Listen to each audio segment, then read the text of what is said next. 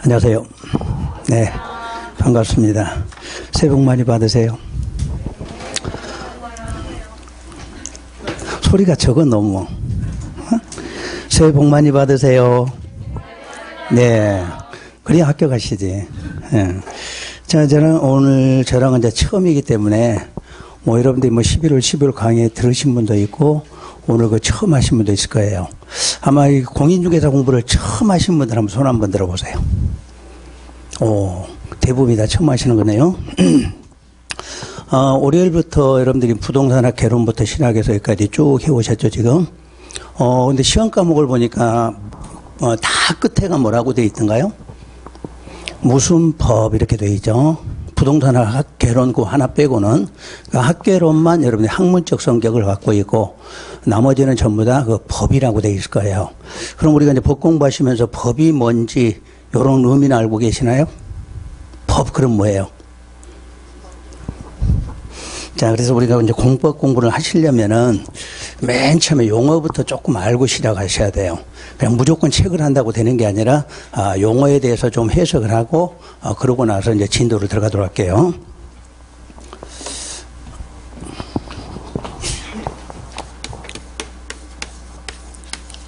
자, 법이라고 있는데 이 법하고 법령하고 법률하고 이렇게 나올 때 이거 어떻게 구분할 거냐 이렇게 구분하셔야 돼요. 어떻게 구분해요? 전혀 모르시죠 이거? 우리가 공인중개사 공부하신 분들이 그냥 법조문은 어떻게 외우려고 하시는데 큰 개념의 그 개념을 모르기 때문에 공부를 나중에 하시다 보면 굉장히 이제 어려워져 반대로요. 처음부터 이제 이 법 공부를 하시려면은 기본적 의미부터 하셔야 되는데 의미 자체는 법이 가장 큰 의미를 갖고 있어요. 법하면 가장 큰 의미고 그 다음에가 법령이란 뜻이에요. 그리고 법률은 여기서는 가장 작은 의미의 개념을 갖고 있다 이렇게 보시면 돼요. 그러면 여러분 우리 상권 분립하면은 상권 분립이라는 게 뭘까요? 우리 이제 입법부라는 게 있죠. 입법부. 우리가 이제 보통 국회라고 그러죠. 국회. 또는 의회라고도 표현을 해요. 자, 그리고 뭐가 있냐면 행정부라는 게 있어요. 행정부는 보통 우리 정부라고 그러죠. 정부. 그리고 사법부가 있어요. 사법부. 사법부는 우리가 법원을 지칭하는 거죠. 그럼 왜 세 개가 이렇게 필요한가를 의미를 좀 아셔야 돼요. 우리가 입법부라고 하는 것은 뭐 하는 곳이냐 그러면 법률을 제정하는 곳이라고 되어 있어요. 법률을 제정한다. 자, 이 제정한다는 말은 새로 만든다는 의미예요. 개정 그럼 뭐죠? 개정 그러면 고치는 거야. 그러니까 우리가 앞으로 법을 만들면 여러분 책에서 법률의 제정, 개정 이렇게 나와요. 그러면 새로 만드는 것, 개정은 있던 거를 좀 고쳐가는 것 이렇게 의미를 갖고 있죠. 그래서 모든 법률의 제정은 요 입법부에서 하게 돼 있고요. 그러면 행정부라는 건 뭐 하는 곳이냐 그러면 그 만들어진 법률을 집행하는 곳이에요. 법률을 집행하는 거. 그럼 여기에서 집행을 하겠죠. 그러면 이제 사법부는 뭐냐 그러면은 우리 혹시 법을 만들었는데 법조문이 잘못되는 경우도 있겠죠. 그래서 심판도 하죠. 이 법조문이 맞다 옳다 하는 거 우리 헌법재판소 이해하시나요? 헌법재판소 거기서 법의 옳고 그름을 판단을 하고 있고 특히 법원에서는 우리 분쟁이라는 걸 해결하는 것이죠. 우리 개인과 개인 간에 문제가 생긴 것도 어디에 가면 법원에 가면 여러분 보통 일상생활 할 때 법대로 하자 그게 뭐예요? 법대로 하자 법원에 가서 해결하자 이 뜻이에요.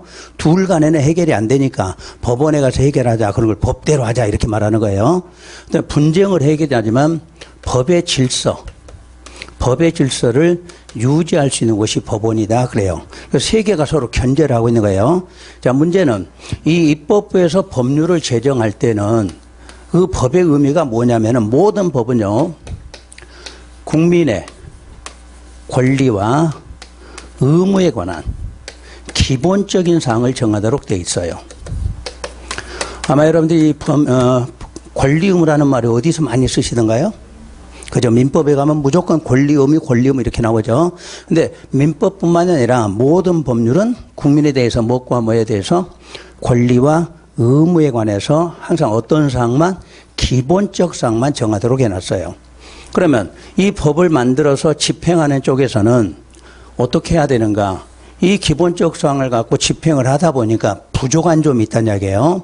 그래서 국회에서 그걸 위임을 하게 되어 있어요. 그 위임을 해서 이 행정부에서도 명령이라고 하는 법을 만들게 되어 있어요. 명령. 그래서 앞으로 여러분들이 이 명령이라는 것은 뭐를 말하냐면 시행령 그리고 시행 규칙이라는 걸 만들게 되어 있다 이렇게 말해요.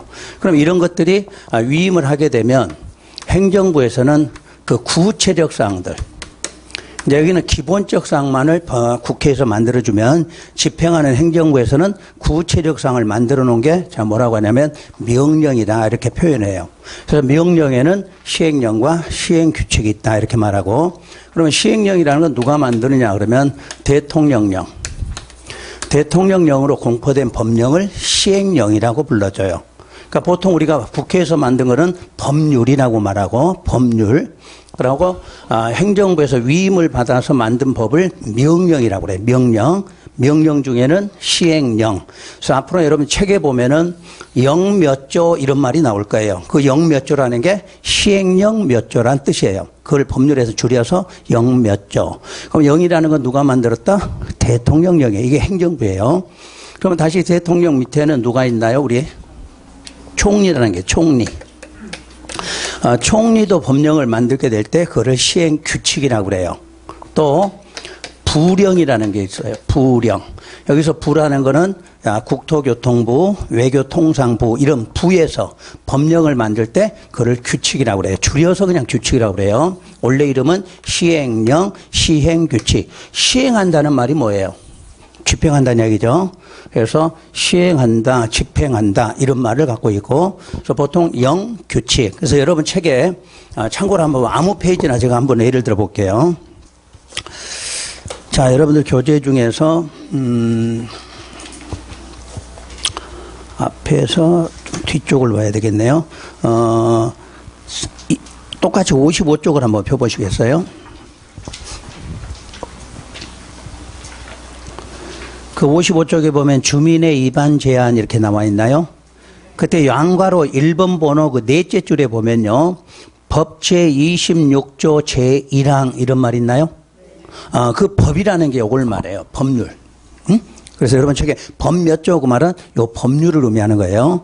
그러면 이제 다시 쭉 내려오면 양괄호 2번으로 내려와 보세요. 위반 제한 시에 동의 요건하고 끝 문장에 가시면 영 제19조의 2 이런 말 나오나요? 그 0이라는 게 바로 요 시행령을 말하는 거예요. 아셨죠? 그러니까 책 보시면서 법 그러면 저기를 말하죠. 법률 몇 조 이 뜻이에요.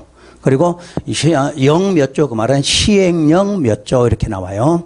또 이제 간혹 가다가 규칙 몇 조 이렇게 나와. 그때는 요 시행 규칙을 뜻한다 이렇게 보시면 돼요. 뜻 알겠죠? 그래서 이 법률이라고 이 법률이 어디에서 만든 거예요? 국회에서만 만든 이름을 법률이라고 불러져요. 그럼 이 법률하고 요 명령까지를 합해서 부를 때는 법령이라고 불러요. 그리고 의미가 더 커졌죠. 국회에서 만든 것만을 뭐라고 불러? 법률.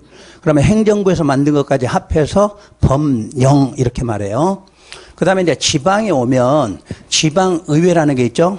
그 지방의회에서 만든 게 조례라는 게 있어요. 또 규칙이라는 게 있고 그것까지를 몽땅 합해서는 법이라고 불러져요. 큰 의미 알겠죠? 그러니까 법이라 그 말은 어디는 거냐면 전체적인 의미예요. 모든 법이라고 이름이 안 붙어 있는 것까지를 포함해서 우리는 법이라고 부르고 법령이라고 하는 것은 국회에서 만든 법률하고 행정부에서 만든 무엇까지 명령까지를 포함해서 법령. 그리고 이제 법이라는 것은 요 법률이든 명령이든 또는 조례든 시행 규칙 말고 우리 지자체에서 만든 규칙이라는 게 있는데 그것까지를 포함해서는 법이라고 표현한다 이렇게 돼 있어요. 의미 알겠죠? 다시 적어둘 거예요. 일단 설명을 드려야 되니까. 그래서 항상 우리는 법률이다 그러면 어디에서 만들었다? 입법부. 자, 명령이다 그러면 어디에서? 행정부. 그럼 원래는 이 법을 제정하는 원칙은 국회에서만 만들도록 돼 있어요. 근데 국회에서 행정부에다 뭐 했다? 위임했다. 그 위임했다는 거 어떤 사항을? 구체적 사항을 위임해서 그 위임해서 만든 법령을 명령이라고 표현한다. 그래서 이제 학문적으로 배울 때는 이 명령을 위임 법령이다 이렇게 불러. 위임해서 만든 법령이다 이렇게. 우리 이제 그까지는 알 필요 없지만 일단 법률과 명령을 합해서 법령. 그까지는 해야겠죠. 자, 그럼 여기다 이제 써볼게요. 자, 법률이란 어디에서 만든 거? 입법부. 입법부에서 제정되는 법을 우리는 법률이라 한다. 이렇게 말해요. 그러면 여러분들이 앞으로 이 법률이라는 용어를 분명히 어디 가서 써야 될 거예요. 여러분들이 어제 배웠던 민법 시간에 나중에 물권법 배우시면 물권 법정주의 이렇게 말해. 그럼 그 물권 법정주의란 물권의 종류는 법에서 정하는데 뭘로만 정하냐? 그럼 법률로만 정한다 이렇게 놨어. 그럼 행정부에서는 물권의 종류를 정해요? 못 정해요? 못 정한다 그 뜻이에요. 그래서 어느 법을 가든 간에 다 이 문장을 쓰셔야 돼요. 그러니까 여러분들이 이 용어를 알아놓으면 여러분들이 공인중개사 공부하는 모든 법률에서 다 이걸 응용할 수 있게 써야 되니까 그렇게 알고 계셔야 돼요. 그럼 입법부에서 제정되는 법의 이름들에는 뭐가 있나요? 뭐 헌법, 민법, 또 우리 이제 공법으로 들어오면 뭐 건축법, 공인중개사법, 그다음에 공시법, 세법 이런 것들이 전부 해당되겠죠. 그리고 뭐 국토의 계획 및 이용에 관한 법률. 지금 이걸 잘 보셔야 돼요. 그 다음에 우리가 혹시 개발제한구역 들어보셨나요? 그 개발제한구역을 보통 영어로 그린벨트라고 말하죠. 그래서 그렇게 간단하게 쓸 거예요. 그린벨트를 지정하고 관리에 관한 특별법 이렇게. 그럼 국회에서 만드는 법률은 하나예요? 여러 개예요? 셀 수 없이 많은 법이 있죠. 여러분 여신금융법 우리가 일반적으로 안 쓰지만은 그런 법도 있죠. 자연환경보전법 전부 뭐예요? 법률이에요. 그러니까 끝에가 이렇게 법이라고 표시가 됐거나 뒤에가 법률이라고 표시된 거는 전부 어디에서만? 국회에서만 만들 수 있다 이 말 같아요. 그러니까 하여튼 여러분들 공부할 때 법 끝에가 법률 이렇게 써진 거는 전부 어디에서? 국회에서만 만들 수 있다 이렇게 보시는 거예요. 두 번째로 법령이라고 하는 것은 법률과 그 다음에 명령을 합한 거다 이렇게 보시면 되죠. 그러니까 명령이라니까 어디에서 만들었나요? 행정부. 그러니까 요거는 입법부에서 만든 거고 요거는 행정부에서 만든 거를 합해서 부를 때는 법령이라고 불러요. 그럼 다시 명령에는 뭐하고 뭐가 있다? 시행령과 시행규칙이 있다 이렇게 말해요. 보통은 줄여서 령과 규칙이 있다 이렇게 표현하고요. 그러면 이제 법이라는 게 이제 가장 포괄적으로 입법부와 행정부에서 제정되는 모든 법의 통칭이다 이렇게 말하죠. 그러니까 몽땅 합해서 뭐라고 한다? 법이라고 한다 이런 개념이에요. 그러면 행정부에서 만드는 거는 꼭 명령만 있는 게 아니에요. 아까는 명령도 있다 그랬는데 여기에 규칙이라는 것도 있어요. 이 규칙은 어디서 만들냐면 지자체에서 만들게 돼 있어요. 그럼 지자체도 하나의 행정부겠죠. 그래서 이런 규칙까지 다 들어가면은 그때는 법이라고 해요. 그럼 다시 입법부에서 만든 걸 뭐라고 하고? 법률, 행정부에서 만든 거 명령, 지자체에서 만든 거 규칙, 그것까지 모두 포함해서 법이라고 한다 이렇게 돼 있어요. 가장 큰 의미인지 알겠죠 이제는? 그러니까 앞으로 여러분 책을 읽을 때도 법률이라고 표시가 된 건지 법령이라고 표시가 된 건지 아니면 법이라고 표시된 건지 이걸 이해하시고 읽으라는 얘기예요. 법으로 말했는데 어느 일부분을 지정하면 안 되죠. 항상 법률 그럼 어디서 만든 거? 국회에서 만든 것만을 뜻한다 이렇게 기억하시고 끝에가 뭐라고 붙어요? 법이나 법률이라고 붙어야 돼요. 그거는 국회에서 만들어요. 그 다음에 행정부에서 만든 것은 명령이라고 그래. 명령. 그래서 명령을 두 가지로 구분하라 그러면 시행령과 시행규칙이 있다 이렇게 말해요. 그리고 이제 법이라고 할 때는 입법부에서 만든 거, 행정부에서 만든 명령, 지자체에서 만든 뭐까지, 규칙까지 몽땅 포함해서 법이라고 표현한다 이렇게 돼 있어요. 이해하시죠? 그러고요. 앞으로 이제 제가 강의할 때는 항상 먼저 이 칠판에다가 설명을 좀 해드릴 거예요. 설명을 해드리고 이제 여러분 책에 있는 것들은 책을 펴라고 그래서 책 몇 페이지에 몇째 줄 체크하세요 이렇게 알려드릴 거예요. 그러면 여러분들은 집에 가서 공부하실 때도 다 보실 필요 없이 그 체크된 내용만 보시면 돼요. 여러분 책이 지금 몇 페이지 정도나 될까요? 한 800 정도 되지 않나요? 700 몇 페이지? 그럼 여러분들이 학교 가려면 그거 다 보셔야 되겠네요? 맞나요? 여러분들 학교 가시려면 그 중에서 200페이지만 보시면 돼요. 아셨죠? 그 200페이지를 내가 체크를 해주는 거예요. 그러면 여러분들 60점은 맞게 돼 있죠. 상대평가만 여러분들 책 다 보셔야 되겠죠? 그럼 그것만 갖고도 되는 게 아니라 또 다른 책을 또 보셔야 돼요. 근데 여러분들 절대평가 방식은 60점만 맞는 방식은 딱 정해져 있어요. 나오는 문제가. 거기에 해당되는 60점만 맞으면 되시는 거니까 앞으로 여러분들 공부 못 하신 분은 책을 처음부터 다 보시는 거예요. 공부 못 하시는 분은, 잘하신 분은 체크된 것만 보시는 거야. 그럼 여러분 훨씬 빠르게 공부할 수 있다는 이야기예요. 그걸 알고 공부하죠. 그래서 여러분들이 학원에 나오신 이유가 뭐냐면 그렇게 좀 쉽게 또 이렇게 쉽게 이해하고 또 범위를 좀 줄여서 이런 공부할 수 있는 방법을 찾으러 오신 거니까 그렇게 맞춰서 공부하시고요. 자, 두 번째는 지금까지 설명한 거를 이제 체계적으로 자, 그림을 한번 그려보도록 할게요.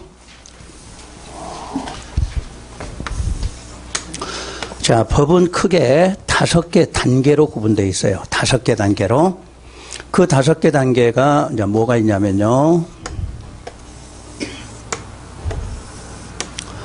우리 법 중에서 가장 상위에 해당하는 법이 하나 있는데 그게 바로 헌법이라고 그래요.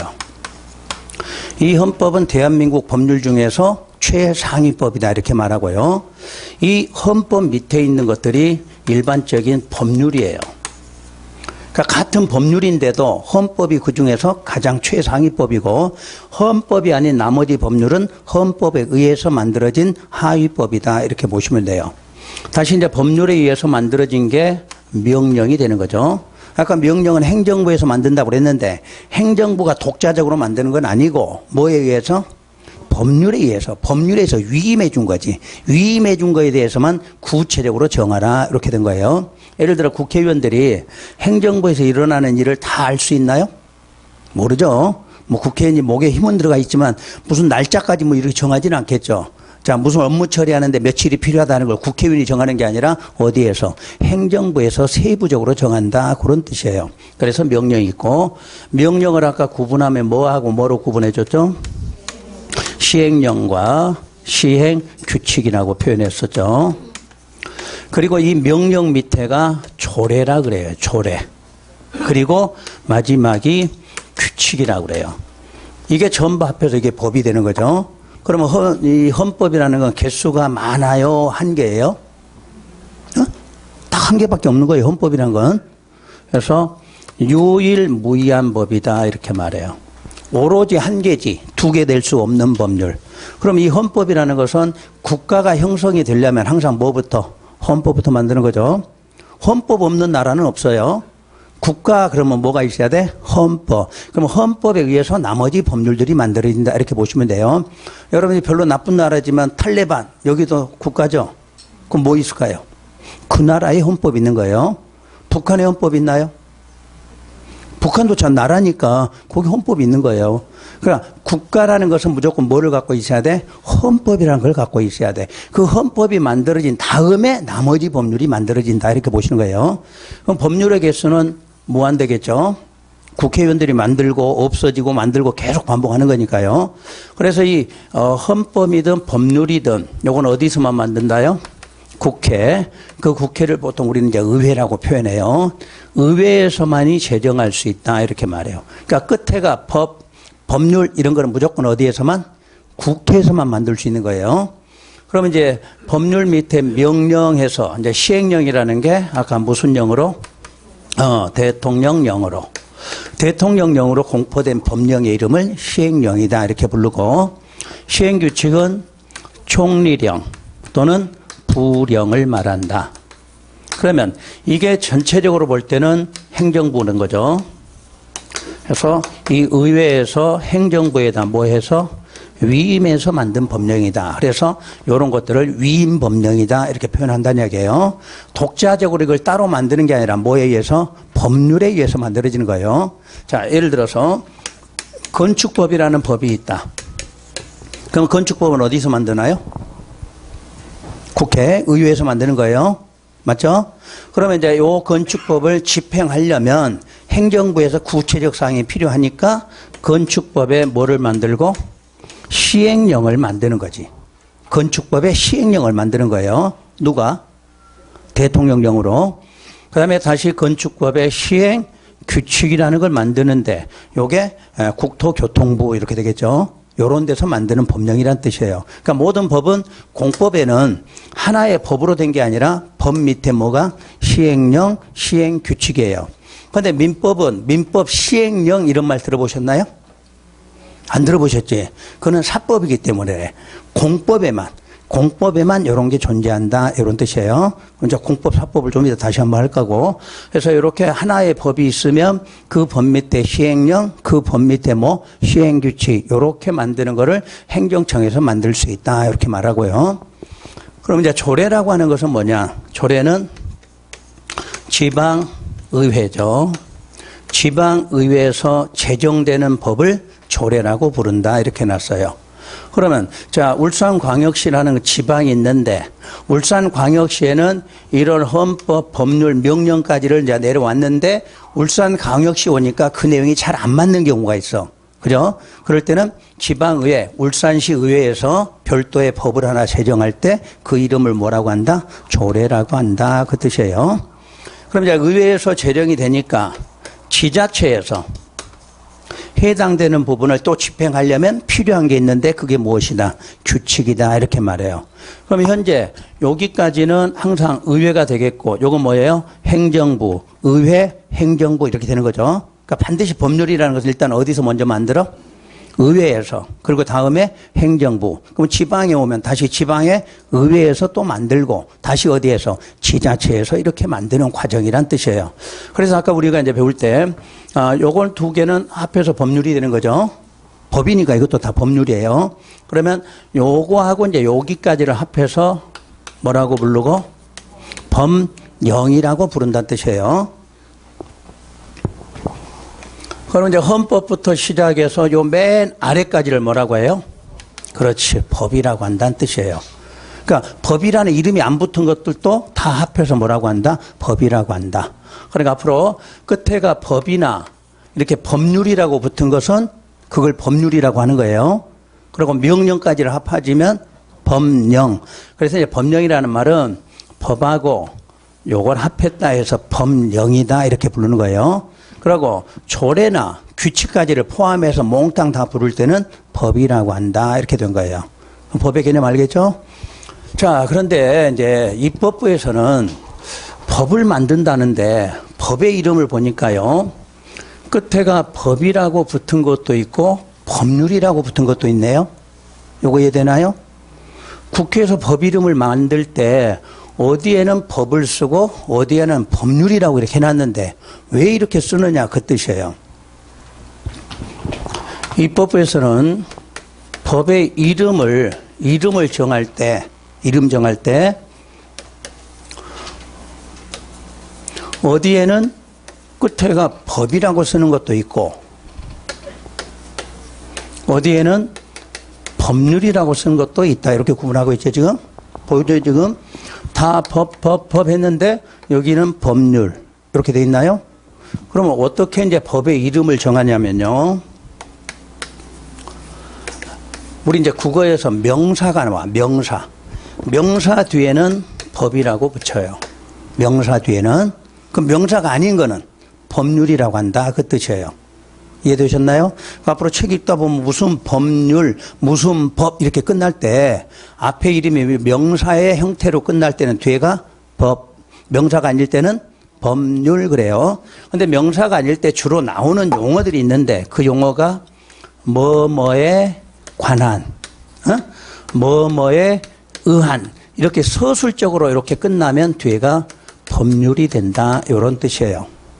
알겠나요? 앞으로 책 읽을 때도 그런 개념을 좀 알고 읽으시라는 얘기예요. 어디는 법으로 끝났고 어디는 법률로 끝났다 그럴 때 명사적으로 끝났다 그럼 어떻게? 법. 그럼 명사가 아니라 뭐뭐에 관한 서술을 하게 된다는 얘기예요. 그럴 때는 법률로 표시한다는 뜻이에요. 그런데 요거 뒤에가 딱 보니까 뭐뭐에 관한 그랬는데도 끝에가 법이 되는 경우가 또 있어요. 그때는 요 뒤에가 특별이나 특례나 또는 임시조치 이런 단어가 들어갈 때는 또 뒤에는 법으로 끝난다 이렇게 공식으로 되어 있어요. 자, 다시 우리가 이제 법의 이름을 정할 때 법으로 할 건지 법률로 할 건지는 명사로 끝났을 때는 법이라고 하고 뭐뭐에 관한 뭐뭐에 의한 이렇게 지문이 나올 때는 법률로 표시한다. 근데 그런 관한, 의한 이런 말이 나왔는데도 뒤에 단어가 뭐가 나올 때는 특별, 특례, 임시조치 이렇게 나올 때는 다시 법으로 표현한다. 자, 여기도 보면 뭐뭐에 관한 무슨 단어 들어가서 특별 그럴 때는 법으로 표시한다 이런 뜻이에요. 여러분들 앞으로 수없이 많은 법을 접하게 될 건데 어느 때 법이고 어느 때 법률이야 이런 문제부터 해결하시고 넘어가셔야 돼요. 그러면 이제 우리 상식적으로 법과 법령과 법률 어떻게 이해되셨나요? 이런 기본이 먼저 되셔야 여러분들이 공법 공부를 해도 용어에서 막히지 않고 공부를 하실 수가 있을 거예요. 자, 그럼 오늘 우리 이제 배우는 과목이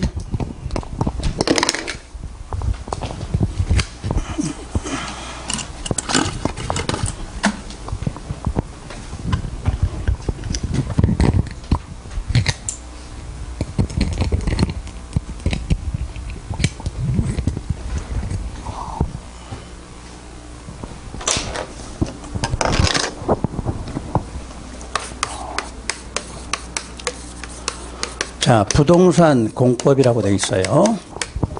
그럼 이 부동산 공법이라는 것은 법률의 이름이 아니고 6개 법령을 말해요. 6개 법령. 그러니까 앞으로 부동산 공법 몇 개 법?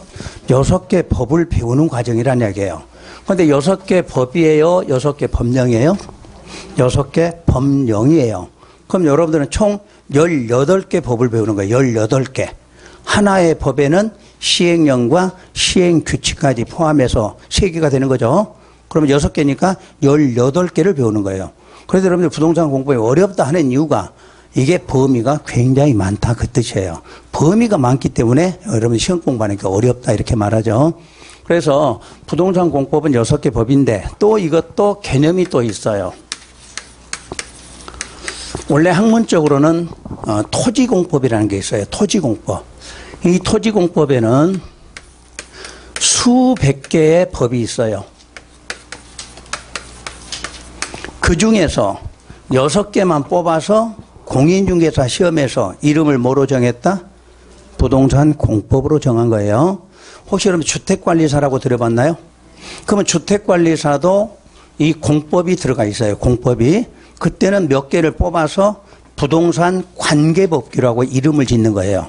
그러니까 자격증 시험마다 이 공법을 몇 개를 뽑아다 이름을 뭘로 할 거냐 그 뜻이에요. 그러니까 전체 개념은 무슨 공법?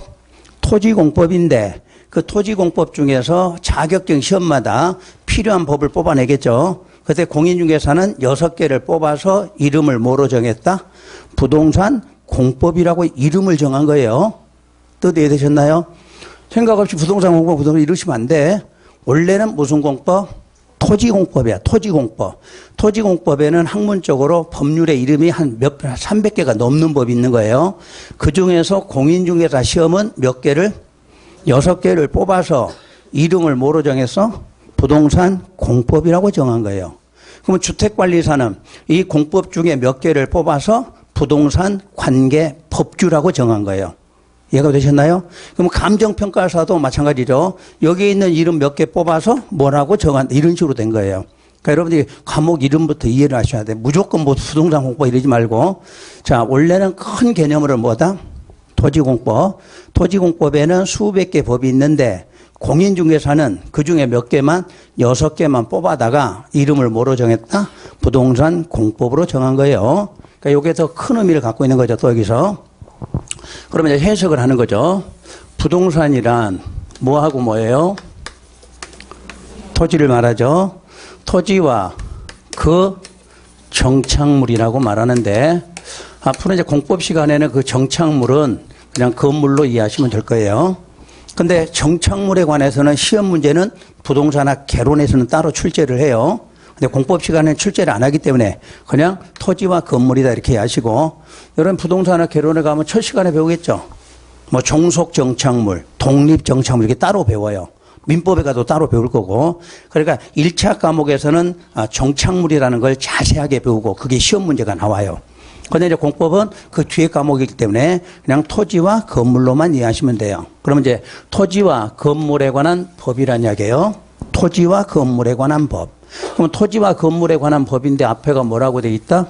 공법이라고 돼 있다 이 뜻이에요. 그럼 우리가 모든 법이라는 것은 크게 두 개로 분류를 하면 크게 사법과 공법으로 분류한다 이 뜻이에요. 그래서 우리가 지금 배우는 게 이쪽에 해당한다 그 뜻이 되겠죠. 그러나 법은 크게 체계적으로 구분할 때 분류할 때는 뭐과 뭘로? 사법과 공법으로 분류하고 그 중에 우리가 배우는 것이 공법 쪽을 배운다 이 말 같아요. 그럼 사법과 공법을 구분할 때는 어떤 관계냐예요. 사인과 사인 간의 법률 관계를 규율한 것을 사법이라고 그래요. 여기서 사인 그러면 여러분 개인이에요. 개인과 개인 간의 법률 관계를 규율했을 때 사법이다. 이건 수평적 관계라 부르지. 수평적 관계. 그런데 공법이라는 과목은 국가하고 사인 간의 관계예요. 국가와 사인 간의. 그런데 이때는 관계가 이렇게 돼 있어요. 이쪽은 양쪽이 지금 동등한 위치인데 이건 지금 아래로 돼 있죠. 이런 관계를 수직적 관계라 그래요.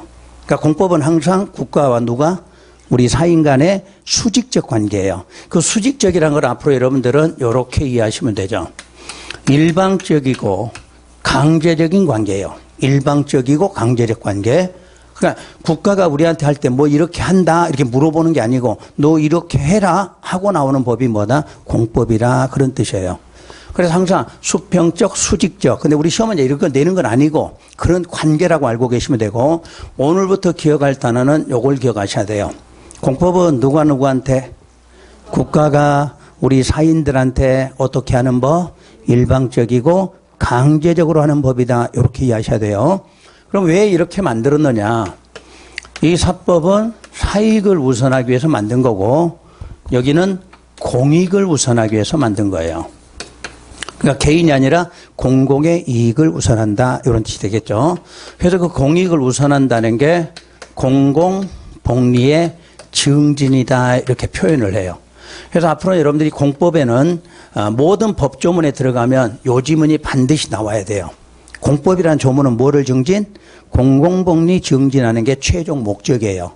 그럼 공공복리가 무엇이냐 이렇게 말하면 자 울산으로 예를 들면 울산 시민 모두가 공평하게 이익을 받도록 하는 거를 공공복리라고 그래요.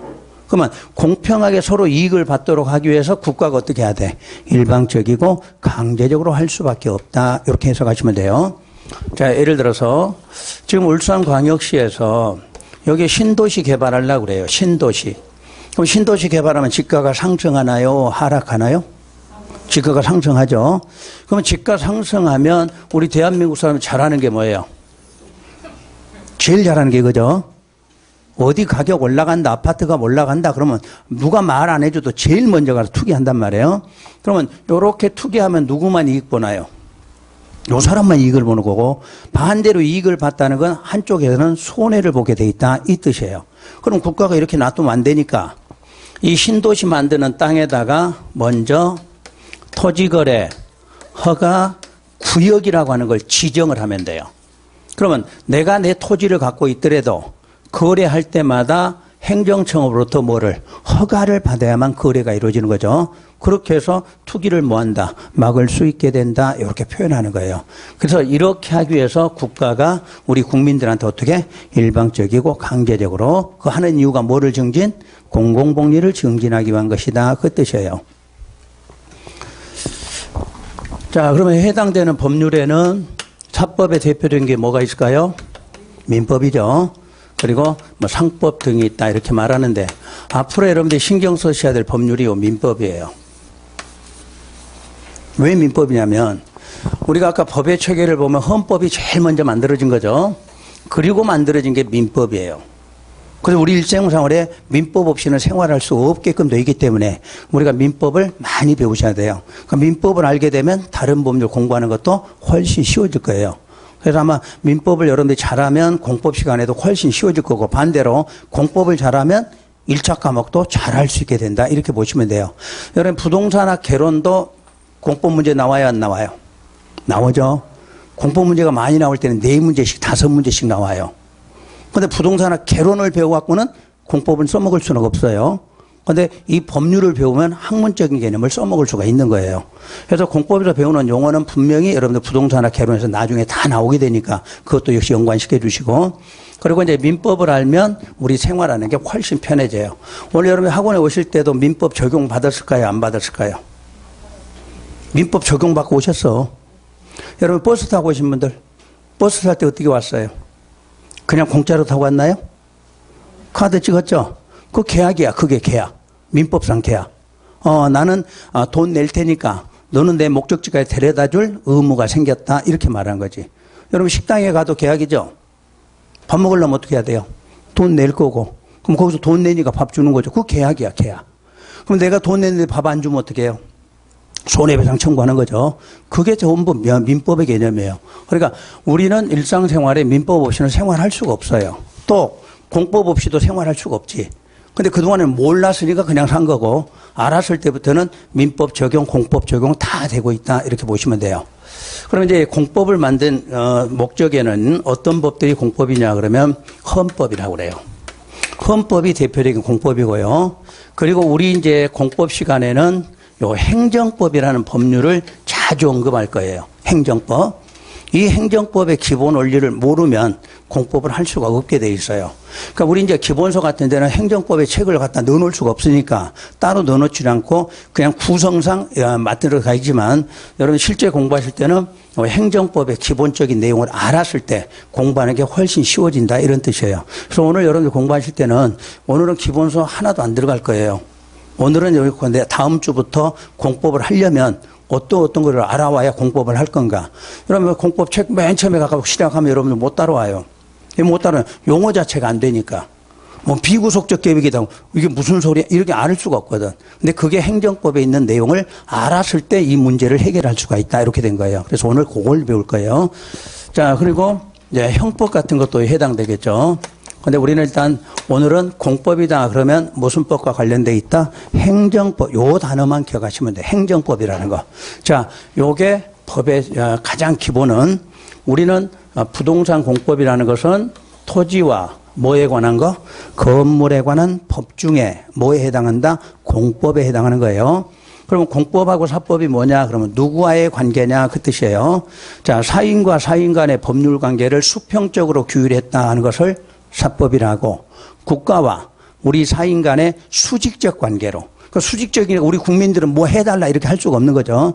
수직적 관계로 어떻게 만들어 놓은 거 일방적이고 강제적으로 만드는 법을 공법이라 한다. 그럼 공법의 최종 목적이 뭐냐 그러면 공공복리 증진이다. 그러니까 앞으로 공법 배울 때는 이 단어만 기억하시면 돼. 국가하고 사인 간에 일방적 강제적으로 하는 법률. 왜 그러면 공공복리 증진을 위해서 그렇게 하려고 법에서 만들어놨다. 이렇게 보시면 돼요. 그러면 이제 앞으로 여러분들이 국가하고 사인이라는 말을 공법 시간에는 국가 사인 이렇게 쓰질 않고 앞으로 행정청이라는 용어로 사용할 거예요. 행정청. 그리고 사인이라는 걸 일반 국민이라고 불러줘요. 그러면 행정법에 가면 행정청이 뭐냐? 이게 또 명시가 되어 있어요. 우리가 행정청 우리가 정하는 게 아니라 무슨 법에 가면 행정법에 가면 행정청이 뭐가 행정청이고 일반 국민이 뭐냐 이렇게 정해졌다는 이야기예요. 그럼 우리가 이제 행정청을 알아야 또 문제를 해결하겠죠. 그래서 지금부터 행정청을 배울 거예요. 요거는 필기를 좀 하도록 하세요. 제가 이렇게 강의하다가 특별하게 말하지 않으면 그냥 듣고 끝나셔도 돼요. 그냥 이해만 하시면 되고 좀 필기를 해주세요. 그럼 그것만 필기를 딱 하시면 돼요. 대신에 공법은 노트는 따로 만들지 마세요. 왜 만들지 말아요? 이 책도 분량이 많은데 또 노트까지 만들어서 분량 늘리지 말란 이야기예요. 그럼 어떻게 하냐면 우리 그 포스트잇 같은 거 있죠. 거기 써서 해당되는 책 부분에다 붙여 놓으시면 돼요. 그럼 공부할 때 그거 딱 보면 나오겠죠. 근데 책을 노트를 너무 이쁘게 정리하신 분들이 있어요. 근데 그런 분들은 합격을 못 하시더라고. 왜 못 하죠? 적는데 시간을 다 뺏긴 거지, 적는데. 우리는 시험 볼 때 노트 잘했느냐 검사네요. 노트 정리 잘했다고 점수 올려주고 이러지 않아요. 원래 법률 공부는 필기라는 게 필요 없어요, 사실은. 이해하시면 돼, 이해만 하고 책 읽으시면 되는 거지, 그거 암기할 필요도 없고 필기할 필요도 없는 거예요. 근데 행정법에 관한 거는 우리 체계가 없기 때문에 그런 부분 나올 때만 좀 필기를 해서 여러분 책에다 딱 붙여두시면 돼요. 혹시 노트 안 갖고 오셨으면 책 어디 빈자리에다 그냥 써놓으시면 돼요. 아셨죠? 그리고 또 필기 못하게 하면 화내신 분이 있어요. 우리는 왠지 학교 다닐 때부터 지금까지 오로지 필기만 열심히 하고 살았는데 필기를 못하게 하면 막 기분 나빠하신 분이 있어. 기분 나쁘신 분은 동영상 보고 필기하세요. 동영상 없을 때는 필기를 꼬박꼬박 해야 되는데 지금은 이해하시고 이해했는데도 잘 안 돼. 그러면 이제 동영상 보시고 이렇게 체크해서 좀 필기도 하시고. 그리고 전혀 필기 안 하시란 건 아니에요. 필기는 하되 요령껏 좀 하시라는 이야기야. 그냥 설명은 안 듣고 오로지 머리 막 받고 막 쓰기만 하고 그러면 집에 가셔도 아무 뜻 없어요. 왜냐면 우리 처음 배우는 공부이기 때문에 가장 중요한 건 설명이에요. 근데 우리는 안 적고 있으면 왠지 손도 허전하고 집에 가면 찝찝해, 이게. 공부 안 하고 온 것 같아. 그죠? 그럴 때는 몇 개 좀 적어 가시면 되니까 간혹 가다 심심하지 않게 내가 적으라고 할 테니까 그때만 적어 놓으시면 돼요. 우리가 이제 행정주체라는 게 있고요. 그리고 행정청이라는 게 있어요. 우리가 이제 배울 부분은 이 부분인데 요것만 달랑 배울 수가 없기 때문에 행정 주체부터 먼저 설명을 할 건데요. 우리가 이 행정이라는 것은 크게 두 개로 분류를 해줘요. 국가하고 지방 자치단체로.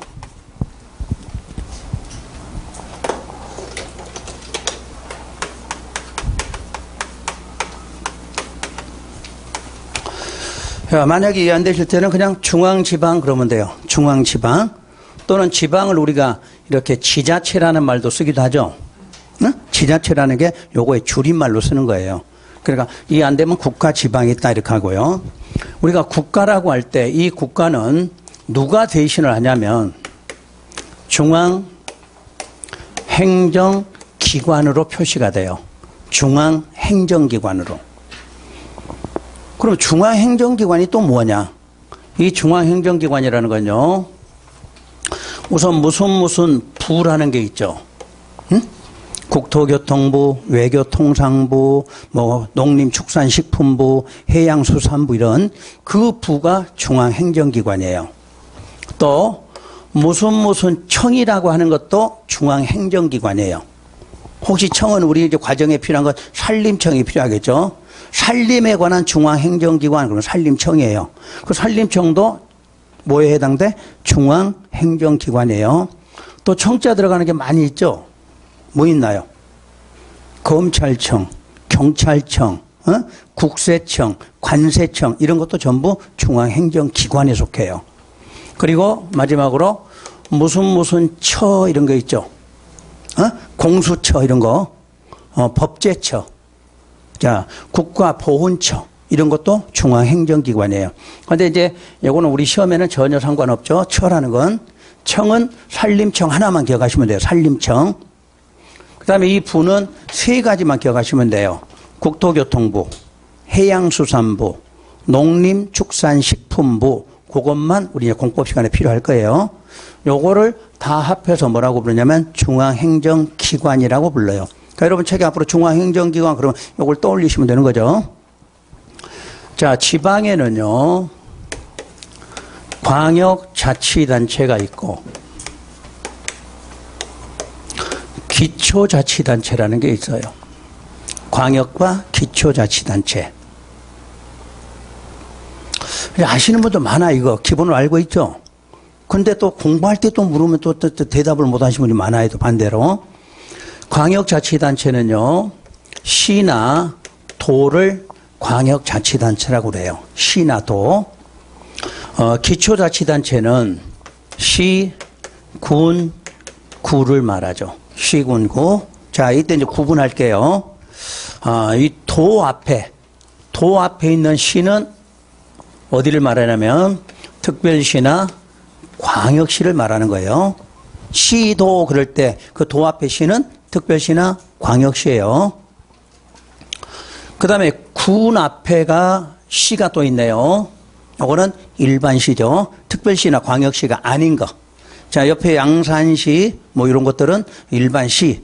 그러니까 똑같은 시라고 나와도 어디 앞에냐요. 도 앞에 시는 특별시나 광역시. 그러니까 여러분 책에 시도 이렇게 말할 때는 특별시나 광역시나 도 이 말이에요. 이 도는 알죠? 경상북도, 경상남도 이런 도. 그다음에 시군구라고 할 때 군 앞에 시는 항상 어디냐 그러면 일반시, 즉 특별시, 광역시가 아닌 시를 말해죠. 그럼 여기에 있는 구는 뭐냐 그러면 특별시나 광역시에 있는 구만을 말해요. 보통 일반시에도 구가 있는 경우가 있을 거예요. 근데 그 구는 행정청에 속하지 않는 거예요. 예를 들어 옆에 포항시 같은 거 하면 남구, 북구 이렇게 돼 있는데 그건 행정청 아니에요. 무조건 공법에서 나오는 구, 그럼 어디에 있는 특별시나 광역시 있는 구. 그럼 울산시 남구, 그럼 남구도 어디에 있는데 여기에 해당되겠죠. 그 남구는 행정청이에요. 근데 포항에 있는 남구는 행정청이 아니다. 이렇게 보시는 거예요. 자, 요게 행정 주체예요. 여기까지가. 이렇게 할까요? 자, 여기까지가 행정 주체고, 이제 앞으로 여기에 해당되는 것이 행정청이라고 불러요. 우리는 요것만을 기억하시면 되는 거예요. 이제 의미하셨으면. 그럼 행정청이 될 때는 요 기관 뒤에가 장자를 붙일 때예요. 중앙행정기관 장, 그러면 그 장자가 붙으면 그때부터 행정청이라고 불러요. 중앙행정기관, 그러면 행정주체예요. 주체. 이거는 이제 우리 행정법에 가면 뭐 행정 쟁송할 때 필요하지만 우리는 거기까지는 필요 없는 거니까 일단 요거는 무시하시면 돼요. 지금부터 장자 붙은 것만 기억하시면 돼요. 그러면 중앙행정기관 장이니까 이 사람의 장이란 얘기죠. 이 사람의 장. 그러면 이제 세 가지로 써보면 무슨 부의 장관도 되고 무슨 청장도 되겠고 무슨 처장도 된다. 이거를 행정청이란다. 그 뜻이에요. 그런데 우리는 뭐 처장이나 청장을 뭐 크게 알 필요가 없고 이 무슨 부의 장관만 정확하게 알면 되는데 그게 공법상 국토교통부 장관을 뜻해요. 그러니까 공법체계는 전부 다 장관 이름은 누구만 나와요? 국토교통부 장관이에요. 그게 공법상 주무장관이에요. 그러니까 모든 공법에는요 주무장관이 따로 있어요. 자, 농지 그러면 누굴까요? 농림부 장관 이렇게 되겠죠. 바다 그러면 해양수산 이렇게 법마다 주무장관이 있는데 우리 지금 배우는 공법은 주무장관이 누구다? 국토교통부 장관이에요. 그러니까 여러분 책에는 장관 이름은 오로지 이 사람 이름으로 나온다는 얘기예요. 그래서 이제 보통은 국토부 장관 이렇게도 부를 거예요. 뭐 공부 좀 되신 분들은 또 뭐 국장 이러는데 될 수 있으면 안 쓰시는 게 좋아요. 응? 국장에 시험장 가서 국장이 누구야? 또 이러신 분 많아.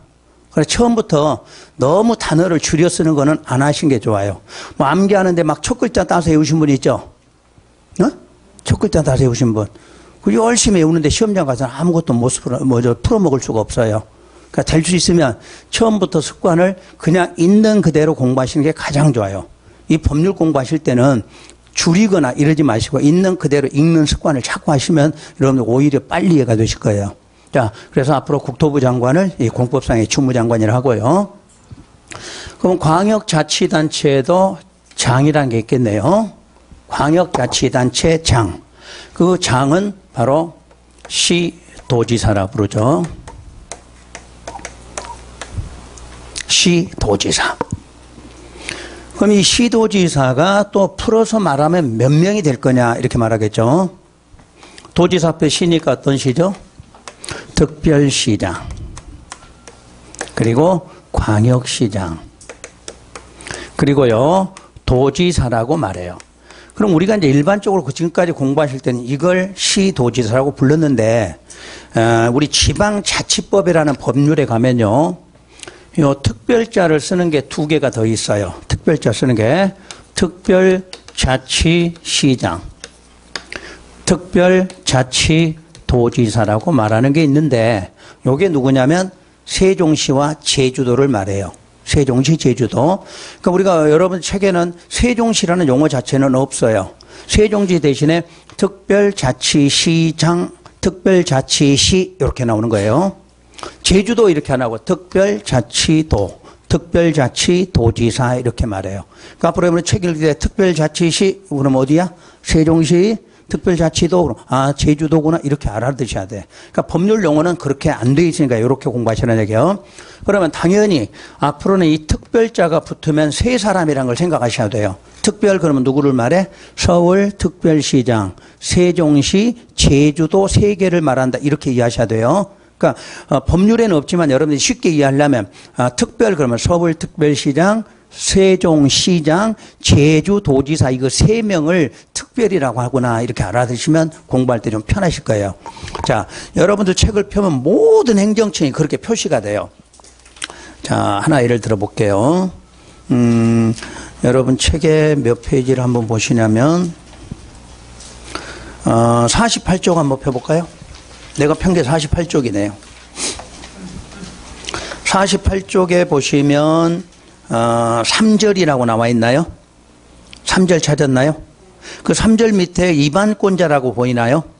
그때 원칙하고 써진 게 특별시장, 광역시장, 특별자치시장, 특별자치도지사, 시장군수 이렇게 써 있죠?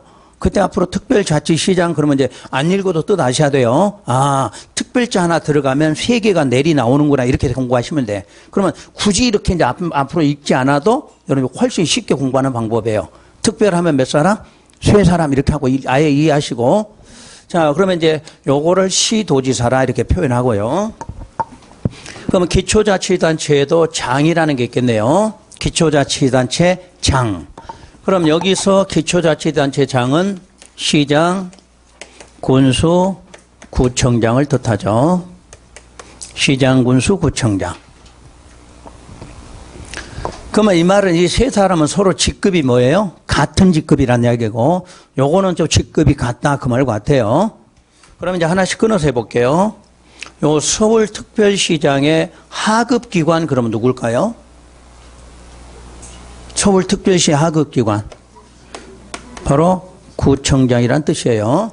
그럼 반대로 구청장의 상급기관 그럼 어떻게 해요? 특별시장 이렇게 해야 되겠네요. 그럼 광역시장의 하급기관도 누구? 당연히 구청장이죠. 그럼 이 관계를 알으셔야 돼요. 책에 구청장 그러면 상급 누가 나와야 돼요? 특별광역시장. 반대로 특별광역시장 하면 밑에 누구? 구청장 나온다. 이렇게 알고 공부하시면 훨씬 편해요, 이제. 그런데 광역시에는 군수라는 게 하나씩 있죠? 이 군수하고 다른 군수가 하나씩 있는 거예요. 광역시에는. 여러분 광역시 사시잖아. 무슨 군이 있어? 울주군이 있잖아, 울주군. 그래서 여기 이제 단어부터 공부할게요. 광역이란 뜻이 뭐예요? 광역. 그냥 우리 일반적으로. 넓은 거예요, 넓은 거. 근데 앞으로 공법 시간에 둘 이상이야. 둘 이상 시군을 합했던 거를 광역이라 불러요. 다시 광역은 뭐라고? 둘 이상. 항상 둘 이상 시군이 합해진 걸 광역이다 이렇게 부른다는 이야기예요. 그래서 여러분들이 대한민국 광역시가 6개가 있는데 왜 광역이라는 단어를 썼는가를 생각해 보시면 되지. 자, 울산광역시라고 왜 썼느냐. 울산광역시는 뭐하고 뭐가? 울산시하고 울주군이라는 두 개의 시군이 합해진 거다. 그게 광역시예요. 그런데 왜 이름을 울산이라고 붙였느냐. 그 말은 여러분 일반적으로 시하고 군하고 어디가 더 힘이 세요? 그리고 시가 세니까 시의 이름 갖다 쓴 거다. 그 말과 같은 거예요, 이게. 그러면 부산 해봐요.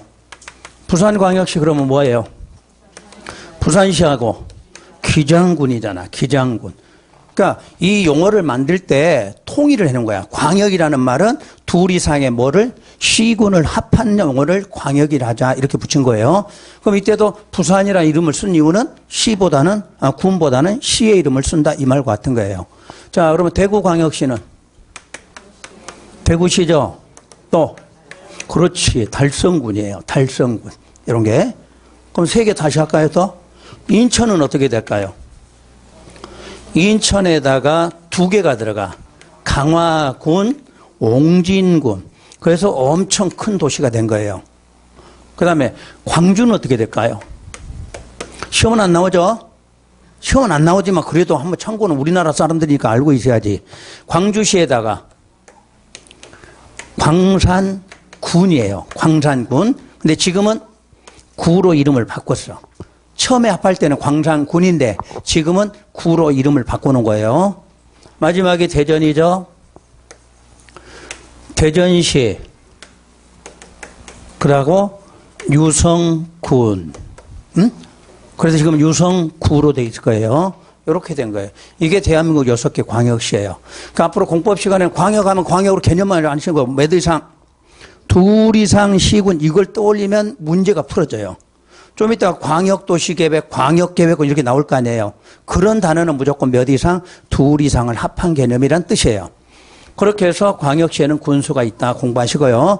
그러니까 이거는 있다고는 생각하되 당분간은 쓰진 않을 거예요. 하위법에 가면 도시정비법 이런 데 가면 이게 나올 거예요. 근데 당분간 우리 상위법 배울 때는 이게 안 나와요. 그러니까 있다는 거는 알고 계시라는 거. 근데 이 군수하고 이 군수는 다른 거예요. 자, 이제 저기서 말하는 군수는 도지사의 하급 기관에는 시장과 그리고 누가 군수가 있다 이렇게 말. 이 군수예요. 그럼 여기 군수는 우리가 이제 주변에 군이 있는 경우를 말하죠. 울주군 이런 게 아니고. 그래서 이제 여러분들 시험에는 가장 많이 출제하는 게 뭐냐면 요 과정이에요. 여러분 시험에서 매번 시험 문제 무슨 계획 나왔을 때 수립자하고 승인권자가 맞았느냐 틀렸느냐 이 시험 문제 내는 게 이것밖에 없어요. 구하고 특별광역시장 시험 문제 나온 적이 없어요. 무조건 도지사하고 시장군수 관계예요. 왜냐? 특별시는 6개밖에 없지만, 특별시하고 광역시는 합해서 7개밖에 안 되는데, 이 시군구는 시군은 몇 개 돼요? 200개가 넘어. 그러니까 모든 개념이 여기에 맞춰졌다는 이야기예요. 그럼 지금부터 도지사의 하급기관, 그럼 누구예요?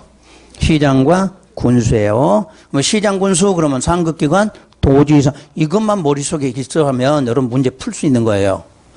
그러면 이제 순서로 보면, 우리가 이제 행정법, 공법상에서 가장 상급 기관, 그럼 누굴까요? 이제 국토부 장관을 떠올리시면 되고, 그럼 국토부 장관 밑에 누가 나와요? 시도지사. 근데 시도지사로 나올 때도 있고, 이렇게 다 써놓은 경우도 있으니까 알아들으시면 되는 거죠. 시도지사의 하급 기관 그러면 시장, 군수, 구청장. 반대 마찬가지. 시장, 군수, 구청장 그러면 시도지사. 시도지사 상급 기관 그러면 국토부 장관. 이제는 이제 끊어서 할게요. 구청장의 상급 기관, 구청장 상급 기관, 특별광역시장, 특별광역시장. 그러면 요 사람들 밑에 하급 기관 있나요? 여기는 하급 기관 없어요. 제주도에 갔더니 제주시 있던데요. 행정청 아닙니다. 법률상 행정청은 제주도만 행정청이에요. 세종시에도 구 없고. 그러니까 구 그러면 특별광역시장 하급기관이에요. 그럼 시장의 상급기관? 그렇지, 도지사 그래야 돼. 그럼 군수의 상급기관? 그것도 도지사예요. 그러니까 하여튼 시장과 군수는 무조건 누구? 왜 이렇게 해야 되느냐. 아까 공법은 우리 국가가 우리 국민들한테 어떻게 했죠? 일방적으로 한다고 그랬죠. 그때 어느 사람이 하느냐 이걸 구분하기 위해서 이걸 배우셔야 되는 거예요. 그래서 모든 과정은 왜 이런 게 필요하냐면 여러분이 나중에 우리 일반 회사 생각해 보세요.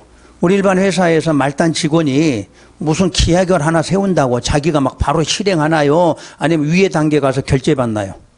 그거죠. 똑같아. 행정청도 여기서 했다고 무조건 자기 마음대로 실행하는 게 아니라 누구한테 도지사 사인 결제받고 하라 이 말이야. 그럼 도지사는 누구한테 국토부 이 단계가 있는 거예요.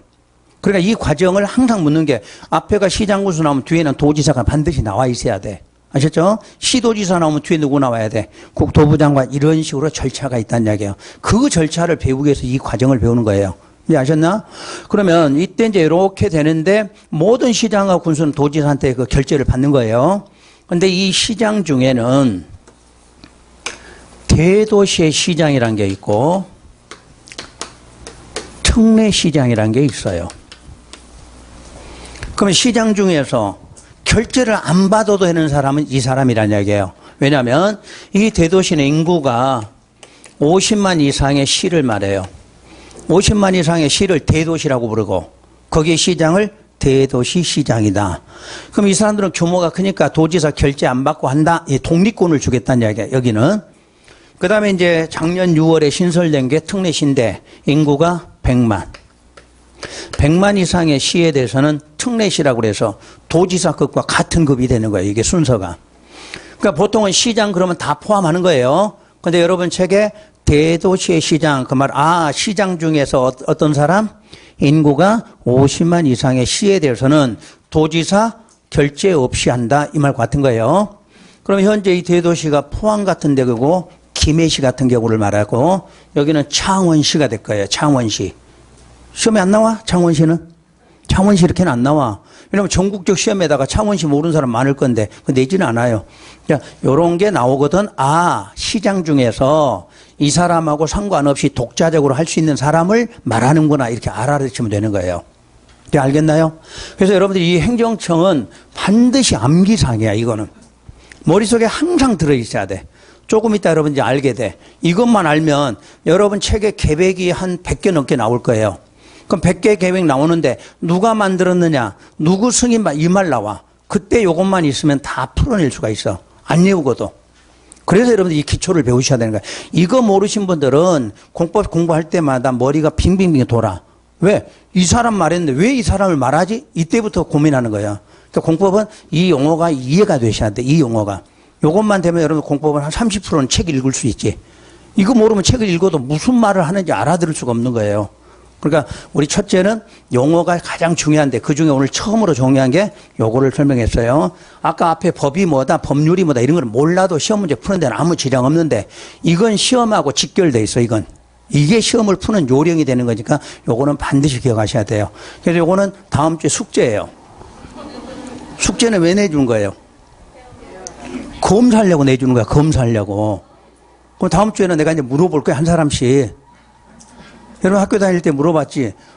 이렇게 한 줄을 묻는 게 요렇게 대각선 묻기도 하고 요렇게 묻기도 하죠. 그래서 첫 시간에 요거 물을 거니까 나 첫 시간 뒤에 와야지 이런 생각하시면 안 돼. 언제 할지 몰라. 첫 시간에 안 하고. 그러니까 그런 식으로 있어. 숙제 내준다고 하면 그래 그만 첫 시간째 안 나와야지. 그리고 둘째 시간에 나와 드려야지 이러거든. 나 언제 할지 몰라서 검사를요. 그러니까 반드시 알아보실 거. 그럼 첫 시간에 여기까지 하고 쉬었다가 또 두 번째 과정 들어갈게요.